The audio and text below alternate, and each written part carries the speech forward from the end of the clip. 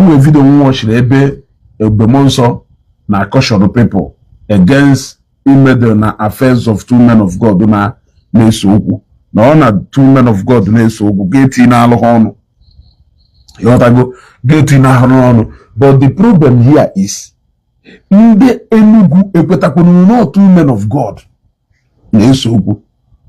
Ekwetakwunu na two men of God na-eso okwu ka one man of God and another person ma amaghị ife ha na-akpọ. That is the question.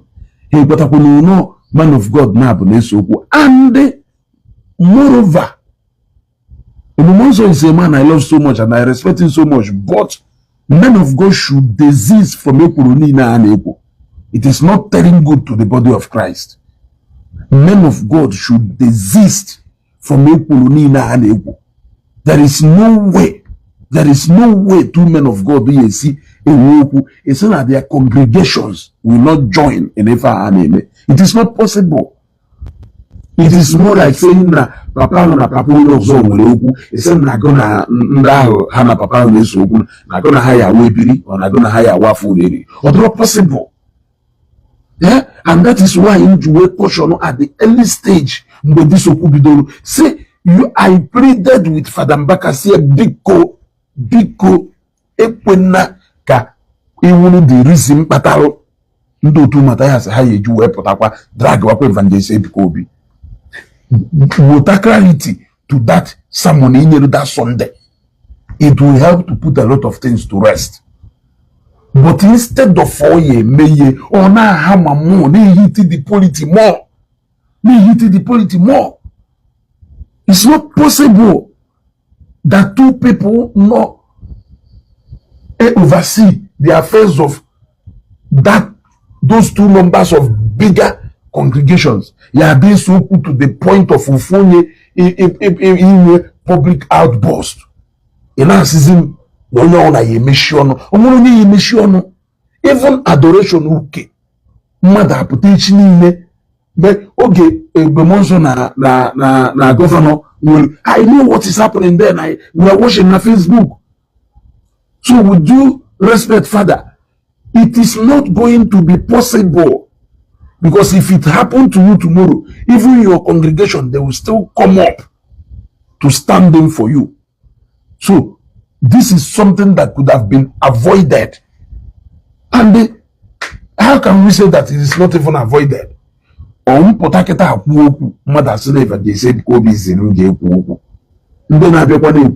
other side. Or Father Mbaka did. So some of these things we face. You have to avoid that. Or you have to avoid that.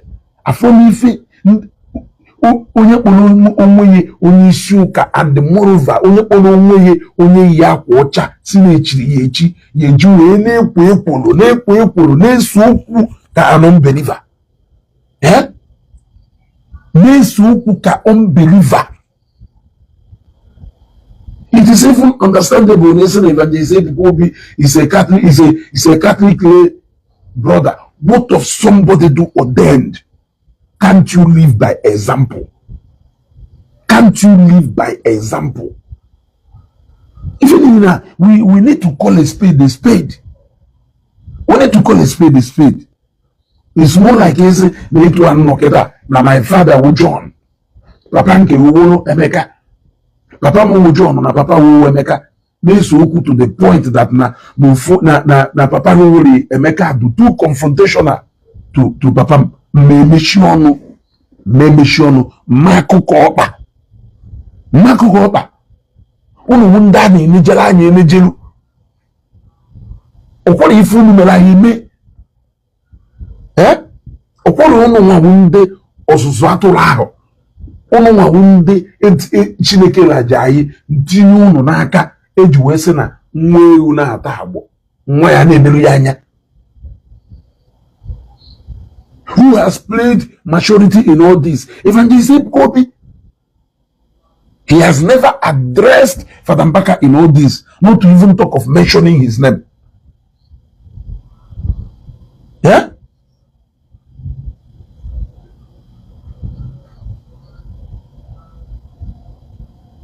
She also, if you melu na ma block bo mana o nwere ike onwu na abania ka nwere ike block.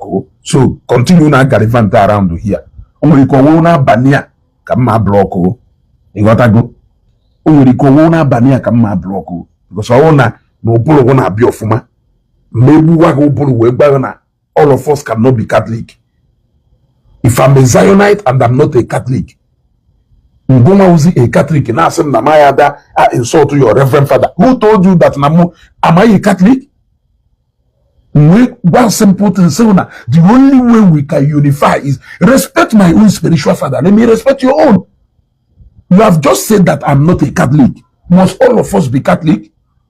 Bishop Oyedepo Jeku Bishop Oyedepo. Mo Jeku Bishop Ejike Nwachukwu. Pastor Ejike Nwachukwu. Ije paria Pastor Ejike Nwachukwu. Owo na ndị rimba wugarizi okwu egba ha na ha Catholic. How can they insult your own Reverend Father? You have agreed that they are not Catholic. So that belief how you see your Reverend Father is not the way they see him. Who they see as that your Reverend Father is that their pastor, who Pastor Ejike Nwachukwu. Yes, the same thing with me. If I am a Zionite and I see Evangelist Ebuka Obi as my spiritual director, he is the one on Nafu, including my Anglican priest, who I can Nafu, etwa is ya for Father Gael. Kelu Kayesi will unify that respect. It is that mutual respect in Nakuzi. Respect my own so that I can respect your own. Yes, respect your own so that I can respect my own. You know, na Catholic, how will in there na Levi or Gono? That wouldn't have African Sifa. Yes.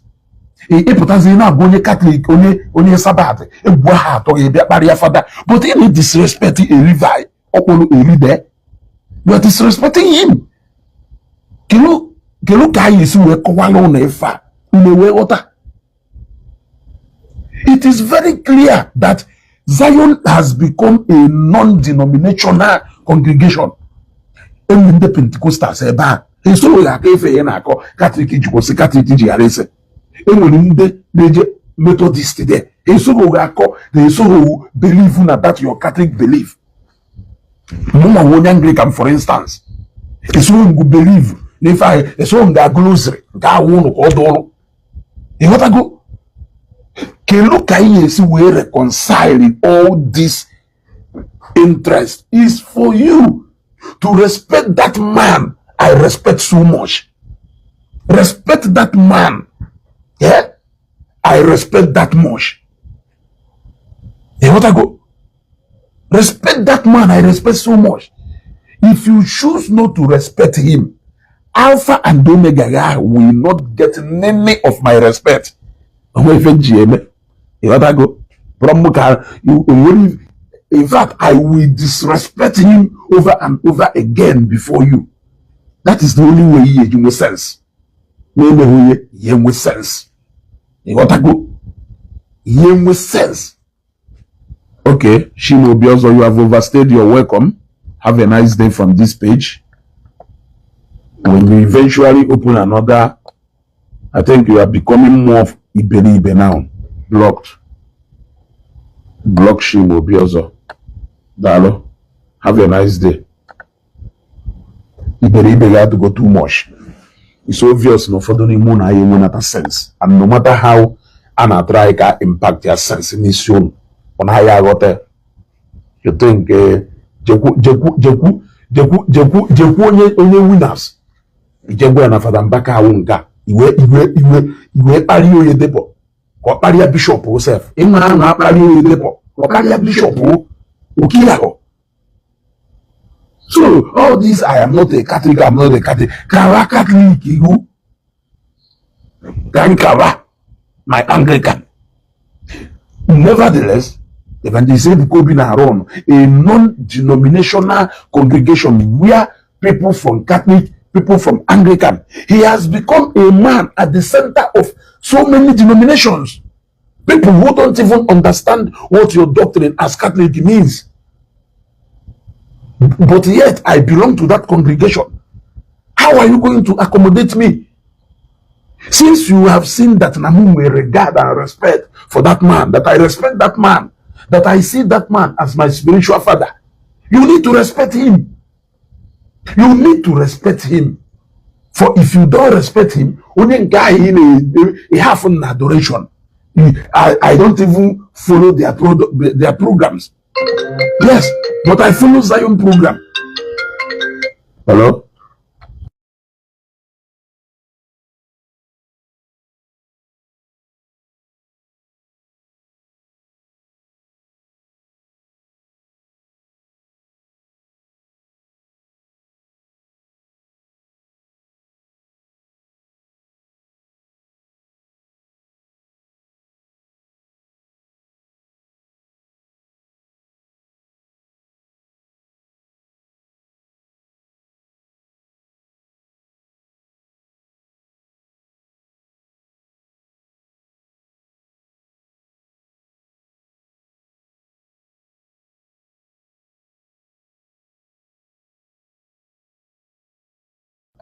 Among me too also, I see we go alone nefa. When I go there, always trying to show us that superiority of a reverend father. It doesn't work here. I am not a Catholic, for God's sake. All those doctrine I don't know about it. The only thing I know is that Evangelist Ebuka Obi is my spiritual father. And if you disrespect him, I won't even care to disrespect anybody who in high esteem. Because I wouldn't know why. Maybe I don't know. Even on my own Anglican faith, which you don't know, and you may not even care to know. Respect to it's called mutual respect. It's more like saying, na papa wo kochuku, papa wo a businessman, papa meka wo bishop. So because na papa meka bishop, papa wo kochuku, papa wo a businessman. Is that a reason why Ngwa bishop will disrespect my father? Ndezi ipo say na na wo bishop. Ngwa wo kochuku, a disrespect ya my father. Ndezi ipo say na na wo kochuku. Why made you a barrier? So you don't know that in Efa your father will to you, can my father will to me. And Efa that your bishop of your father will to you, can my father will a businessman will to me. Is that worse? If nwa dangote will to Omuye, can my father will to me? It doesn't matter whether no go dangote will no. It doesn't matter. Ongu wonye na regarding na the private jet efe. My dad in what the best can consider here. Mana, if you see my father, respect him. When I see your own father, I respect him. Carry here to her. Because share this video, click on like and love. They are tampering with this video. They are tampering with this video. Share this video, click on like and love. Click on like and love.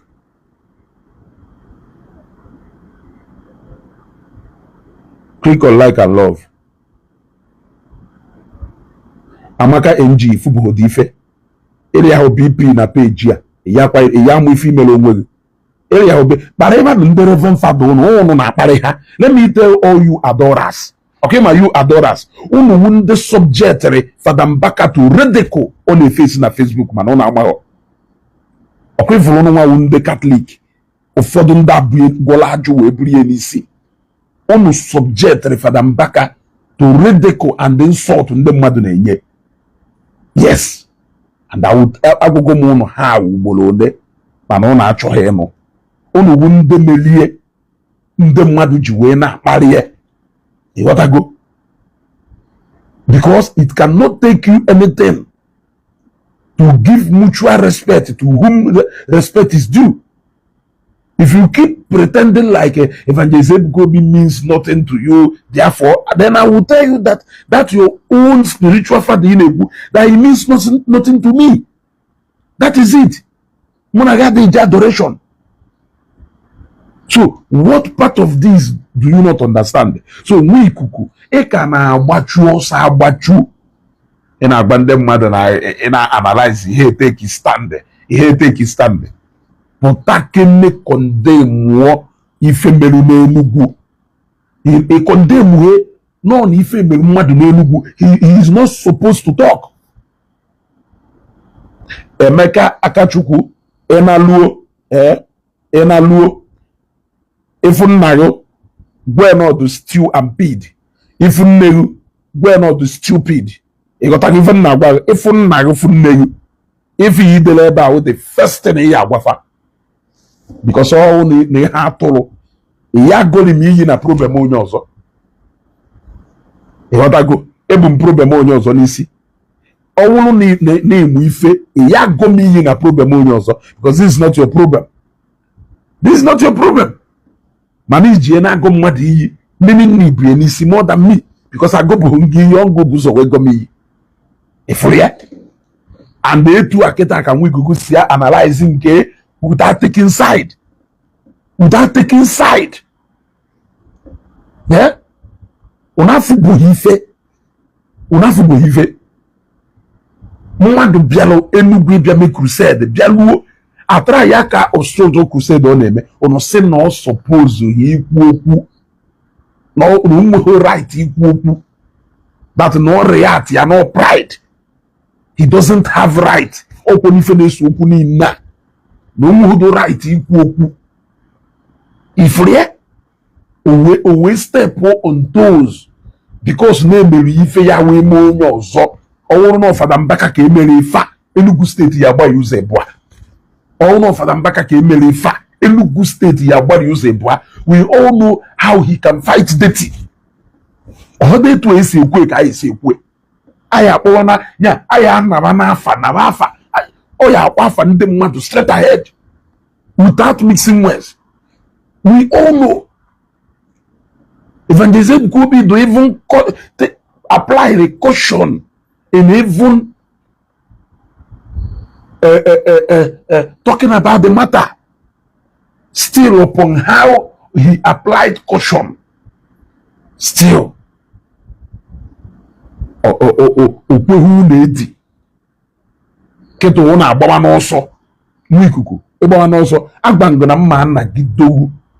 Napụtago. Dọlụ ahụ dọpụtaghị n'ilo mana ịghọta mgbe m gwara gị ya. So nke ihe na-ede na peji gị datịrị ihe kwụsie netere ịgbawala ọsọ gboo ike echere ukwu ka okwu ghọkwuo unu debere ahụ na unu nwere enough ground na the moment baba unu pụtara kwuo this is ife na-esere anyị kwuo unu che na unu etiwago slate unu bido chia wee analyze wee oge unu ji wee ghọta na that was the greatest mistake he did. Was saying that particular thing okwu ụbọchị ụka unu chozie ka unu na-akpụ okwu niile die down ife niile bie unu agwa guy onye nyere ọdachi ji gbajie stadium ife niile akịta ha na-akọ sinsi ka akọwarị ekọcha ya before ịgọchakọrọ aka unu ọkpago si na ihe ekwusi ife gbasara Evangelist Ebuka Obi unu agwa guy onye nyere ọdachi ji gbachie stadium unu anyị agwazi anyị enweghị right ime onye ahụ anyị ka nwere right ịma onye nyere ọdachi ji gbachie stadium reason kpatara onye ahụ ji si ji gbachie stadium especially the fact that no one the defendant of everybody ogonukwu ohadiri ododo more interested in defending onwe. He was defending Bishop, he was defending the governor, he was defending every other person because mgbe Evangelist Ebuka Obi kwuru na onye ọwụ na aka edo na onye ọbụla aka edo na ogonu jego chakolu course ahụ wee sị na ya break the course. Evangelist Ebuka Obi nwere right ịkọsụ mmadụ n'Enugu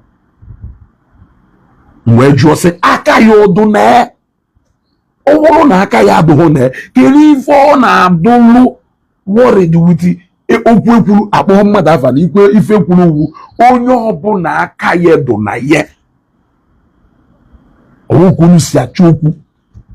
So itie nwata ife esie nye ebe na akwa itie nwata ife esie nye ebe na akwa.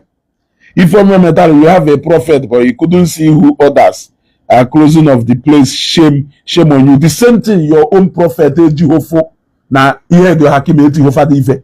We buri ihe do hakim. Pugari we benine kabari mamas. Yes, the same way your own Alpha and Omega, Father Mbaka Jehovah na ihe do hakim Jehovah di ife. We pugari ihe do hakim no tri Father ife. Kabari mamas maybe fenine only to later find out. After the Jews say Father no way, Father we go na me hear the hakimeti go ife. Why na okpehekpere ka ndị mmụọ ozi gosi ya ihe dị hakimeti of Father ife dala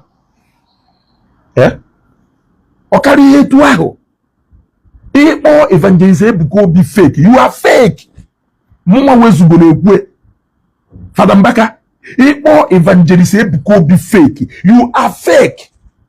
Ipo arrange master, you are the master of all arrange. Ipo no nebu fake amuma, you are the master of all fake prophecies. Every single thing they accuse Evangelist Ebuka Obi of doing, you are the grand master of them all. Okari hetu aho. Okari hetu aho. Yes. Oh yes.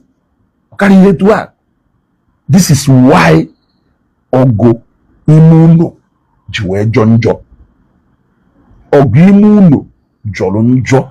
Reason why jiwe jonjo is because these are two people who name similar things. You want to go? Igbo channels. These are two people who name similar things with criticism coming from outside. Now one person knock at her, shows the coach change area, go to the kayasina, no name ni wazo kwa koi. Or name that that you are indirectly confirming to other people that Nankeru others do the real. Because you cannot prove to us that Nankeru do real and Nankeru also do fake. You cannot do that. Ejime mwikuku na mwapata ibya kuweri ume osu mwelo ni kuku no ni ona agbazi n'ọsọ onwere need no na agboso ona ya bia nyo chance ukwu ehetu ayi ekpogido nsi akwucha chance ono nyoro before e we happen ayi echerukwu ono we mara no na ekpokwa nsi ọzọ no na anyukwa nsi ọzọ ịghọtago ayi echerukwu ono we mara no na anyukwa nsi ọzọ mana nke ono na anyuna ayi ekpuchasiche kpochaye wolu mmiri sebe ahụ ayi amorukwa wenenebe ịghọtago. So go we boss kita, you are checking out in our boss or bongo onye natural. Wolo onye natural because one from a game over. One from a game over. Ato to call if na to call broadcast mero bosia now. Omo ifa ka na ezo. He. Omo ifa ka na ezo ato to okwu ni na ato to. E gotta go. Na megare mada ekuku mada mawukwa a coward. You got to go. Mawukwa a coward. I can't be a coward at this particular age. In a pugare. Yeah? Now logare kawo. Why you are doing the most damage? In our logare kawo, you are trying to analyze Mikuku page. It's a page that analyze things that you need to see vulgarity. He made deceive the highest ezuku mmadụ yeme n'ụwa wezuku nke gbara onwe. The highest ezuku ya gbo onwe n'ụwa wezuku nke gbara onwe. Because you know you are taking side in the analysis you may make. You are taking side, but you are pretending that was the content of the discussion. Mona onwelu a long time against Lagos Abata, Mona who discussed on a phone, we won't tell on the Shahed Bridge. Yes, we won't tell on the Shahed Bridge. Emeka Kachukune, 2 more comments make no sense from you. I block you. I am a program naga. 2 more comments. The one, the double one. You gotta go. The one, the double one. You gotta go. You gotta go. The one. Kanda. Mikuku is the most poisonous among them. Don't even misunderstand it. I know a snake when I see one. Oh no, the cardinal, Sakadina Kogono, kenife na-akpọ sakadina ka ọgụrụ onye nke ahụ one day ka mma pịa ya ụtarị mmụọ mma dọpụtakwa ịmana ama nka eso m na ndị dọpụtara onye obodo nnyomikwa arụfụ na nọ n'azụ na-agba nya anyị nọ n'azụ na-agba difensi adọpụta nga pụta apụta sakadina nwa obere oge adọpụta nya ịghọtago mma esepụta ya ọkpa ilo nwa obere ọpụta nyanwa nwere ụdị gem nke ọ na-agba na-awọshi ọ na-agba gem ahụ ọ na-agba with style ịghọtago ya agba gem a with style ya apụta ụgwa ya anụ ife ị na-ekwu ya dị disivgari ndị mmadụ wute mụrụ. Yes, we spoke on phone for more than 1 hour. You were trying to tell me how I can be neutral. Na-echekwa ka okay, Emeka Akachukwu, I can now block you in peace. Let's continue the program. You got to go? Na-echekwa ka m fụkwazie ka ihe esi du neutral. He defend wakwa Fada Mbaka n'ebe enu mụ na ya na-enwekwa discussion of idu neutral. He defend wakwa. You got to go? Ebe ahụ ị na-agwa m ka m du neutral. Na-achọkwazi okay, let us be neutral now. He defend wakwa Fada Mbaka. Meaning that if you know kono silence ya everybody kono we fiaga nwano ziobi ka okwuru kono rie kono bata supremacy of father na bishop owo okoho kono bata propaganda of Catholic Church and obedience owo okoho onwebuho propaganda no ebutabo kono we meye ko do inferior but video play no bosia ko ogunu no na agwunu unu ekwekwana ka mmadụ mee unu ka unu dụka outcast ka unu na-afụ onwe unu ka lesser Catholics because of ọkpụkpa a na-akpa ye because of persecution unu na-efesi even within the Catholic Church o wee si unu nwa ndị na-abịa adoration unu ekwekwana ka mmadụ mee unu ka unu na-afụ onwe unu ka lesser Catholics. Was advising you people. Now those Catholics now na-eje Zion, you people are doing the same thing. And a mono kono na chokono meha.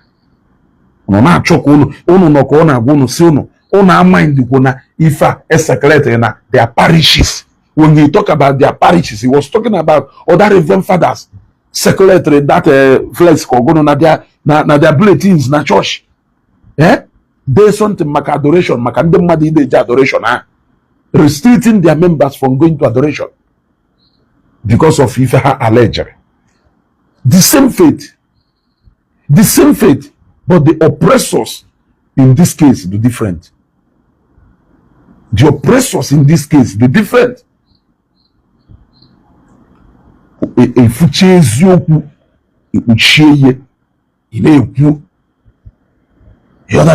You once told me about your page being neutral. You don't want to look your let me tell you. Your page became stronger and it grew when I came on this social media app. I met you here. You were waxing stronger when you were using your page to fight Matthias Nandotwe, who are the kingdom of darkness. Your page was so strong. Your page was so strong. I knew that was your strong place. Yes. Remember those days when you come for engagement and you try as much as possible to enlighten our people, to disregard message of hate, to disregard message of deceit. Matthias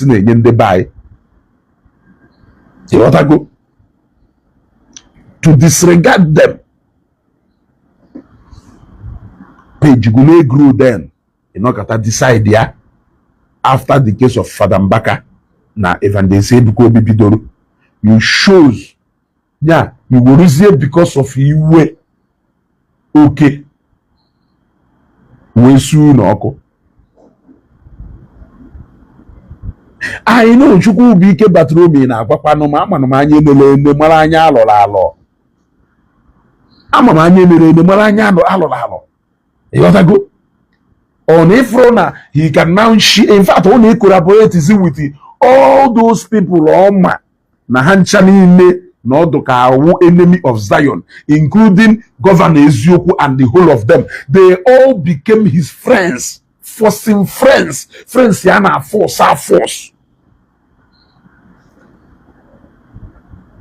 He will because Evangelist Ebuka Obi na Father Mbaka welu issue we welu make we rally po nebe God plantere who stand between this gap, make sure that my people esile beba iwe welu because of you okay we soon you lost your originality. I remember when you told me that na libido equosere n'ịchọzi ide take side of Ndoka or side of Nda, that your page grew from 50 or 60 into almost 100. Since then, the page is almost dormant now. Nothing is happening there. Page is more like no wamu. Nothing is happening there. You have lost your voice. You lost your originality. You lost whom you are. Unada juo na ajuju. Onu na juo na ajuju. Iya ama na ebata ife onwere ife melugu iji wee di ike na Facebook. Never lose that area of your strength. Yes, I know why I am here on social media. I can be doing other things in there, but I have to focus on that area. Been specialized. If you need to go to na Facebook, Meta AI, draw who is Ezugo Global TV. If you Meta AI, Ezugo, they know gap even no at this social media, whereas I am doing other things. They know. No, that controversy, bachachala may deceive them mother. Ezugo puta or wali in a simpler form. A water or Yabujuanya, you will male be yapo. Eke lolu eke. Etuaka many of you will lose their area of strength because of one nonsense or the other. Because of na Evangelist Ebuka Obi na Father Mbaka Nweloku, if not reason patalo meji bidoze compliment one message matayasya. It's not enough reason meji say hanky panky. Within them when I gonna him hold the same idea. In as much as I still confront them back to back. Even when video mademe like Obosin Meluha video maka na ya dalu noka. Nelu noka ahinda for development and employment. Ejupan Father Mbaka we maro hard. I told them una mama done or employ lena akwarafa you God, akwarafa water. I even talked about the German partners Nyana pay 500 bed capacity. I still use him to give example till tomorrow. Maybe because of Nagunu Melo. You will lose yourself, and before you discover yourself again, problem. It shall me pay Ikechuku TV. It shall me pay Dike TV. It shall me pay Akachuku TV. The fact is that you have lost your glory. This is not who you are. You have lost whom you are. Your power, you have lost it at the altar of sentiment. Yeah? At the altar of sentiment. For me, what I am doing is not that I'm keeping malice with Father Mbaka, but rather, you have never for one day heard me say that he's doing RNG. Jorite Nungwago no say na Evangelist Ebuka Obi na RNG. Mano nya na mano na make RNG because na Mataya say how the master of RNG. But you have never heard me any day go and bring that video. Ebe ngwalo na Father Mbaka na RNG. I've never done that. Reason is because I know that my God is a miracle working God. He can do that miracle in adoration Enugu.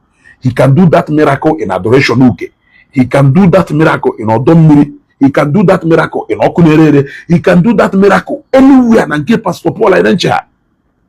So I don't have to come against that world who contest between Matayase and the Aiwa, being that they are coming after miracle as if miracle does not exist. You cannot afford to go and complement that message, because it's more like you are now proving to them that n'ife ha na-ekwu eziokwu. Onyaka Fada Mbaka ji wee wolu iwe oke wee chọọ ka o si unu ọkụ, nji wee si unu na because of the hate cockroach nwelu ebe mosquito nọ, o wee je n'ịtụ akwụkwọ wee je tere insecticide. You even have to say that no, in nature ụfọdụ ife mata ya asị na-ekwu na ụfọdụ ife ọ na-ekwu eziokwu, wee jụọ ajụjụ wee sịgo kelu ife ya, kelu part of okwu ndị ọ na-ekwu eziokwu ọ ndị okwu against you ka ndị okwu against ndị ọzọ, kelu nke eziokwu anyị ekwe. You guys are losing yourselves because you are becoming too emotional. If I had should not make you to shift your ground one bit. Yes, if I had should not make you can your faith shift your ground one bit. Otherwise, you are indirectly destroying yourself. You think you are destroying another person. If you make Matthias to eventually have a confidence that miracle does not exist, what it means is that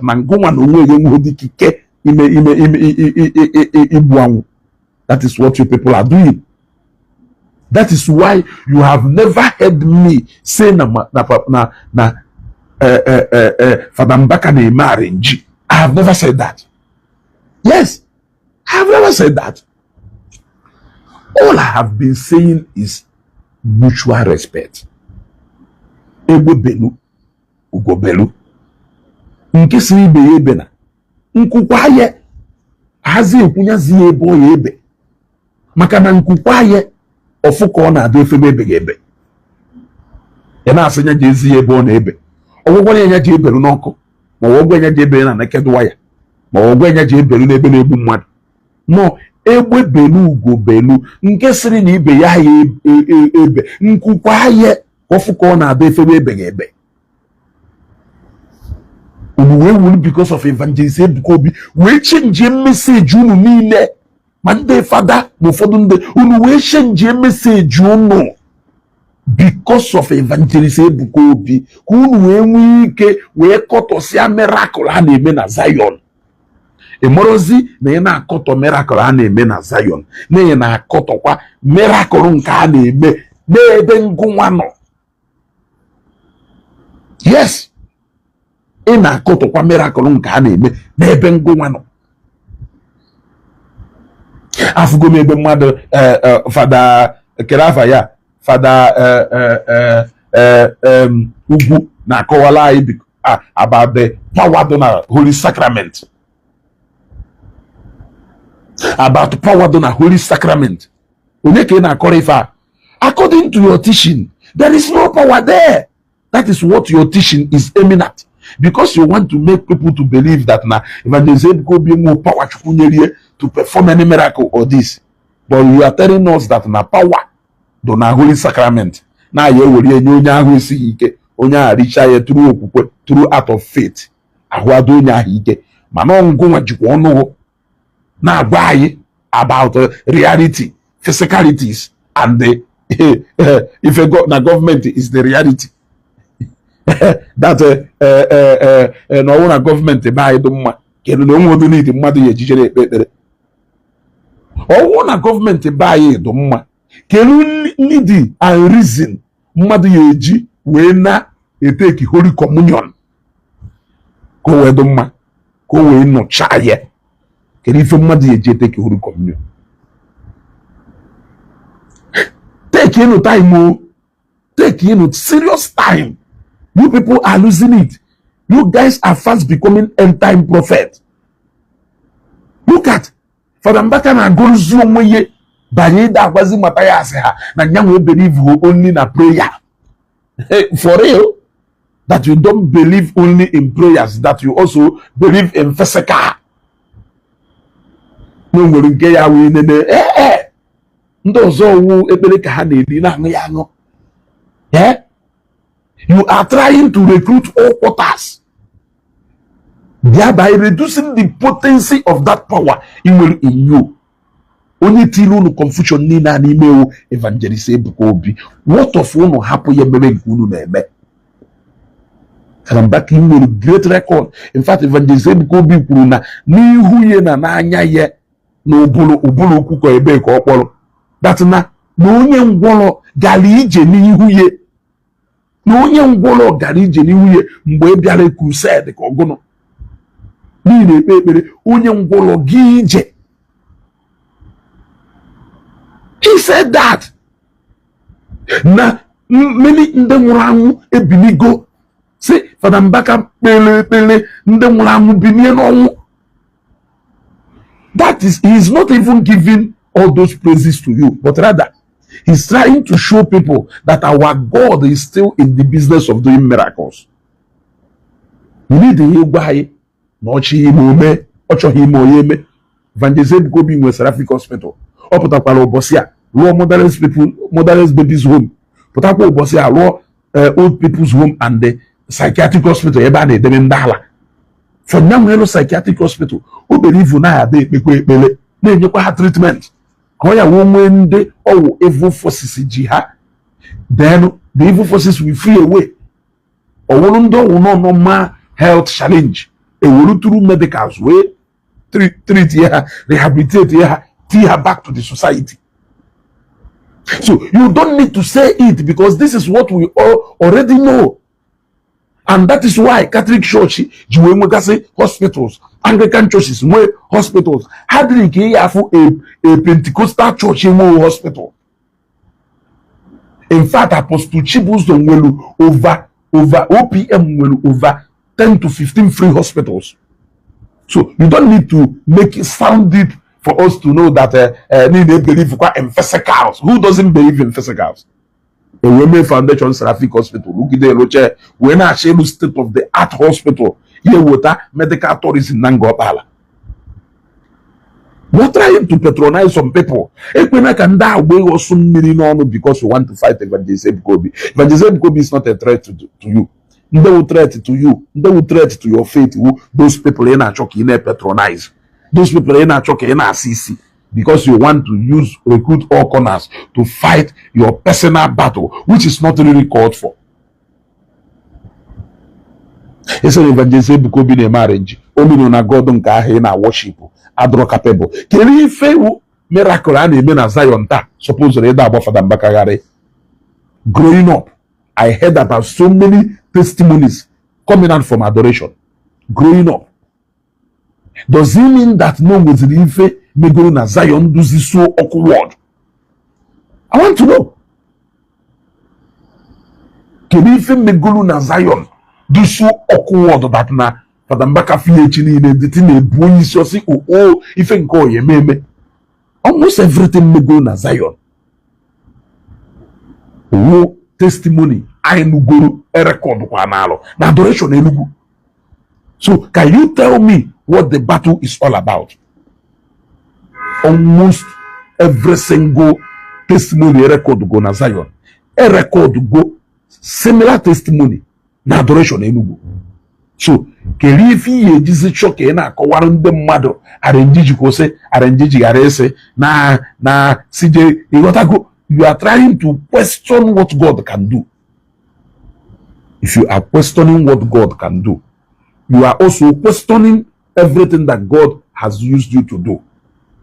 You are questioning it. You are questioning it. It is not good. Mmadụ do to extreme ogo.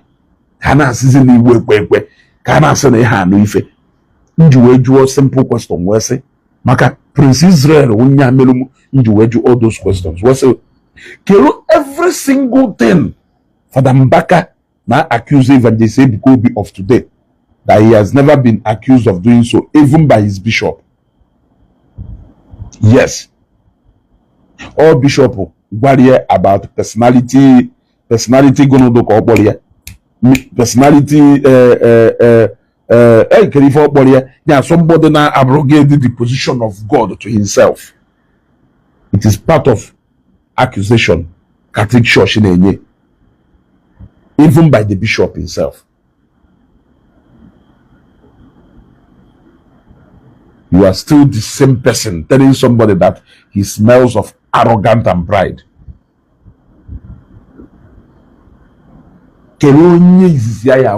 One attribute or if you will keep about Father Mbaka or about arrogance and pride. But Abawanganga ni ime Chineke, the arrogant ni ime Chineke.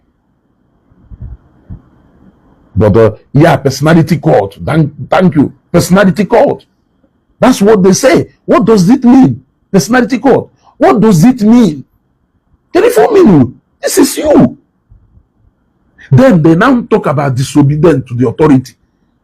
Then Nyakanjiwe played by himself, where he was challenging the authority of the bishop and other clergymen. What do you call that? What do you call that?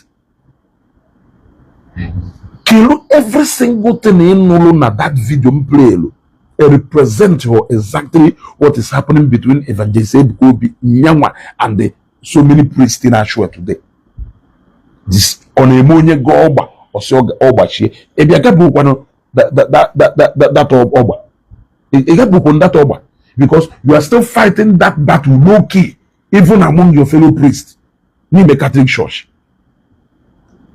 You know how you feel when they gang up and conspire against you. When you will malo if Evangelist Ebuka Obi na pass it through.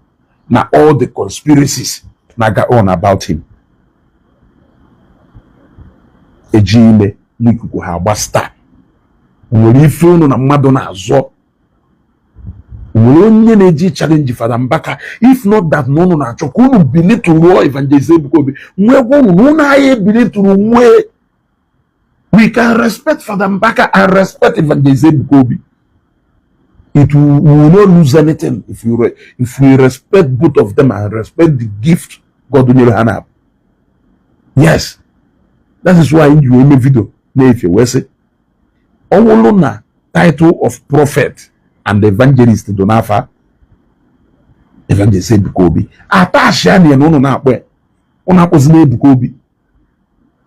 Una pozine Ebuka Obi na mkoba Mbaka. Kamilu Ejike Mbaka. Una ya like it. Una ya like it can attach here the title of that father. Una ya can attach here. Manono ya mwache zuku. Una de twist here. No ni fa na so. Owunu na onye ngwolo garije na adoration Enugu. Owunu na onye kpuru isi Flozo na Zion Ministry Lagos. Owunu Father Mbaka mo we buga ko tuto na galo. Onye otuto na galo wu Chineke. Onye otuto na galo wu Chineke.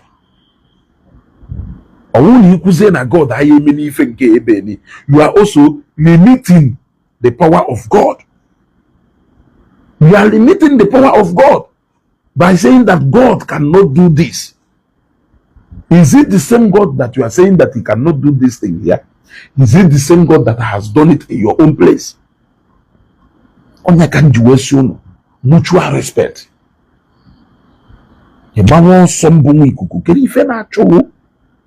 You say you will not come again to talk about Evangelist Ebuka Obi, but no any lies. Only lies in Father Mbaka to na bia kowa.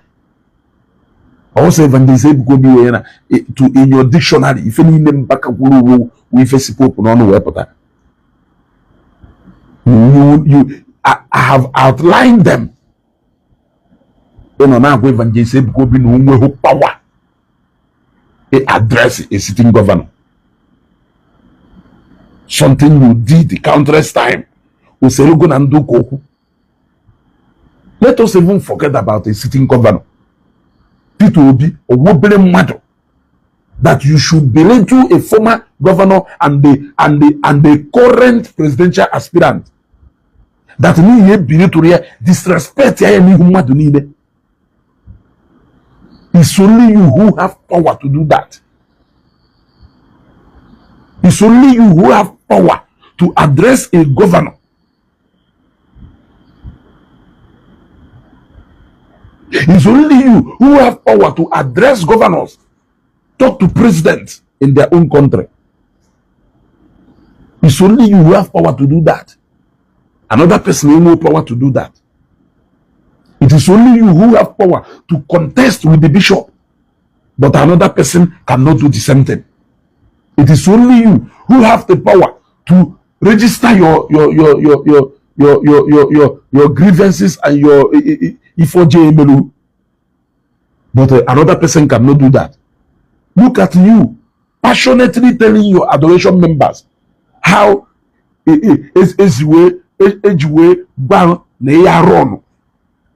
adoration na your ground for 1 month and how many requests you outlined all of them. Form what the basis of your anger. You were expressing your anger. But Evangelist Ebuka Obi was restricted, almost nearly restricted, from running a crusade in Enugu, follow due process. And you think he doesn't have power to come and express his anger or grievances. You feel he doesn't have power to do that. That is keeping malice. Yes. That is malicious. Everything about the is so malicious.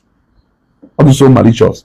You even gave the power to the governor, that the governor can decide to come tomorrow and close down your adoration. Okay, Bishop Umelu, don't happy with it. Peter Mbaye make a point. We adoration one day na that adoration ground. Father Mbaka finish him administration of Peter Mbaye. When the mother na Peter Mbaye we go subim pia pagare. Now the Antichrist abego. What are you telling me? What are you telling me? Bishop will give instruction that na hold adoration ever for 1 month and a pota now incite members against the bishop. Knowing how controversial issue Mazen the Kano, a Wahano because of ne advocating for the reasons of Mazen and the Kano, those of the bishop had you inciting the crowd against the bishop, who is your superior. And you are still feeling that Evangelist Ebuka Obi doesn't have power and right to talk? Eh? You told Evangelist Ebuka Obi, you gave him an order never to reply if he knew. And of course, because of respect and obedience to Olebeno, he indeed did not reply. He indeed did not reply. He still has never replied. But your members were power. Ijena Bishop Court, Jekuri Sebe Bishop Obi, Jena Ehu Cathedral, Jekuri Se Cathedral. You even came to your mount or your altar, na your adoration ground. We see even in galo on na meeting go na bishop or hamelu that you clearly told them that every single thing you could bow is supposed to be secret under the order of non-sacred to Kogono Kepolia. Ebia na church go we break that vow, break that covenant. You said every single thing that happened in that meeting against the code.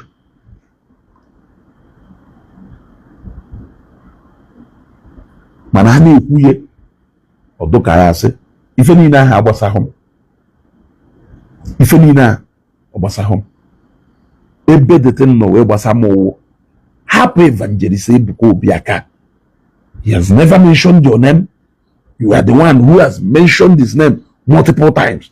It's not like you are the bishop of Lagos, Catholic Diocese of Lagos. You are not the bishop. You don't have any superior position in the ministry of Zion. I don't know why you should feel like you must be cautioning him and he must be accepting if he by fire by force. He accept to go to Bishop Ogwaro. You were told to apologize to Peter Obi more than how many times? You did that apology more than 2 times, and it was apology stroke threat. In fact, you even made it clear that you are doing this apology because you were compelled to do so. That is pride and disobedience to the authority. Yes. Oh, yes. So, Mutual respect. I keep saying that. That is what I have in my dictionary. Mutual respect. Nnukwu kwanyere obere ugwu ka obere kwanyere nnukwu ugwu. Ọ karịghị etu ahụ. Efu n'ụwa na-atọ ụtọ. Mana audacity mmadụ na-eji wee na-asị m na ya na-akọla abụmọnụ akụsị onwe m n'ọlụkwakwa ebe ahụ na-asị m na m na-akọla abụmọnụ akụsị onwe m na-akparịkwa Evangelist Ebuka Obi. So abụmọnụ ihe keta abụmọnụ. You know na he who goes to equity must go with clean hands. You cannot actually proclaim calamity against somebody while you are doing the same thing marriage where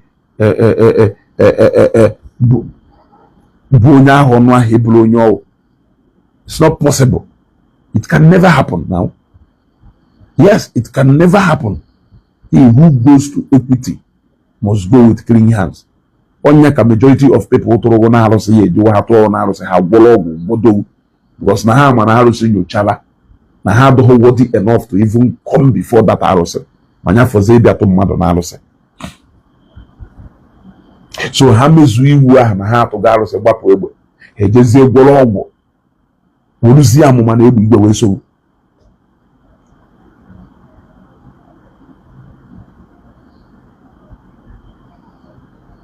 So mwikuku na-agbasi ọsọ ike. Bwana Father Mbaka nya tone down. You cannot always claim to know it all. Father Ede no n'Enugu ina-emele onwe ife na-emele onwe ugo na ọkụ na-elele. Father Ede started all this adoration even before you. Yes. Father Ede started this adoration even before you. What is it that Father Ede has never done? Has he ever come out one day to feel threatened by the pace you are moving in Enugu? Has he ever posed any threat to you? The answer is no. Father Ede na kuziri onwe na-emere onwe ife ọ na-emere onwe nyu na-efe si unu mewezie n'ụnụ nwa nde ume ka dọkịta. Kezi ife go na Evangelist Ebuka Obi na na-azọzi. Kezi ife go na Evangelist Ebuka Obi na na-azọzi ihe ejikwe ka love lead ye. You keep inciting people against him to insult him at every slightest chance, waiting for the day he will come openly to address you. Kunu wechu ofifo no yeku. Ilu dumma adrokono mweto mbo. Some few years ago, egwu aye kwedu mkpọ afa Father Mbaka. Ala ike ka megwe.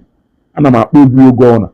Akpọkatara m Ebube Muonso Ebube Muonso Ebube ijeje ogo Ebube Muonso Ebube mbara igwe Ebube Muonso akpọkatara m egwu. That is how much I respect him. But his recent omume n'ikpeazụ is telling me otherwise. Eh? Yes. Father Ede and late Father Ozigbe in Ikorodu and Epe. These were men who started even this adoration before you.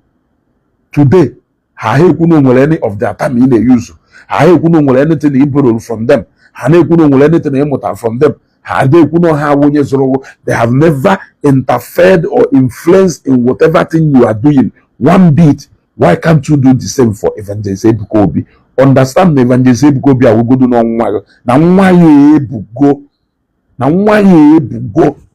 he is no more the Ebuka you know. You know what it means. After maybe na onyo natural rise up against ministry doka. Nke ya wa adoration. No problem. Have you bothered about millions of people God who wejetinye Evangelist Ebuka Obi n'aka? Have you ever bothered about them? If you have ever bothered about them, you will feel like Evangelist Ebuka Obi is just an ordinary person.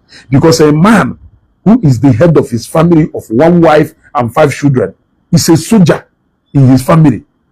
ịbatabe ya nye authority, nye instruction, or beg or will say somebody, millions of people na no here or hapulu here there. Among those millions of people are captains of industries, people that wield political power and influence, people of different calibers.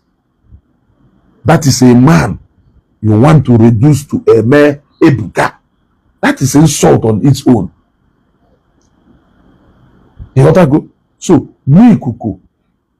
In a bachu, you run, you go nowhere. You go nowhere. We will all sit and talk about Evangelist Ebuka Obi and Father Mbaka. Yes, we will all sit and talk about Evangelist Ebuka Obi and Father Mbaka. Okay, here to are. And the greatest injustice, the greatest injustice carried out to a church which you people believe belongs to. Because it may be the fate of Father Mbaka. Yes. Stopping a church from holding a program in a facility, and it has been approved. None of you condemned it.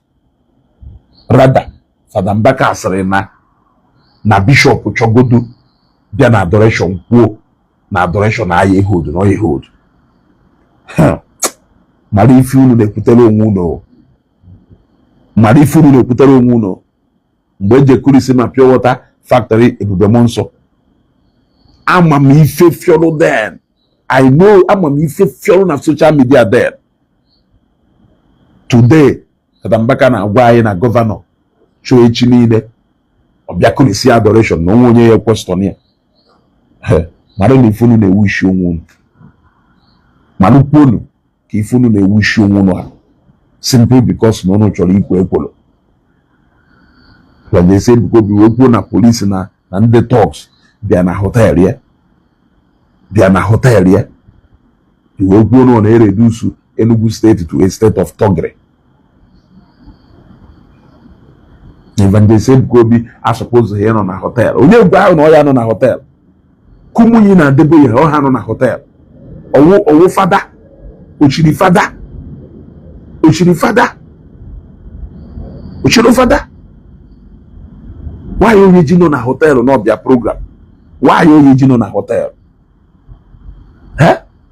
Ko me epuke no condemn wo sikelu nde melefa. Onu ekwe ho na condemn. Mana ekwu unu meli ewe unu iwe. How else ko yesi unu meli no unu na enwe ike mege puni onu condemn ifa ha do mma. Ifa ha na ya to rate unu eme onu ya.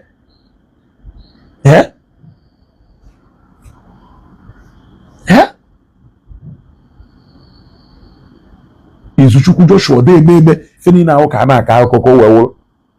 Evangelist Ebuka Obi jere Abuja, o de visit the president, ko je fo FCT minister, o de fo bishop dị in charge ebe a.